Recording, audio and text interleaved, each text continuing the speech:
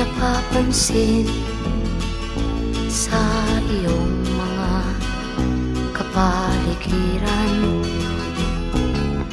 Kay dumi na ng hangin, pati na ang mga ilog natin. Hindi nga masama ang pag-unlad, at malayo-layo na rin ang ating narating. Ngunit masdan mo ang tubig sa dagat, dati kulay asul, ngayon'y naging itim.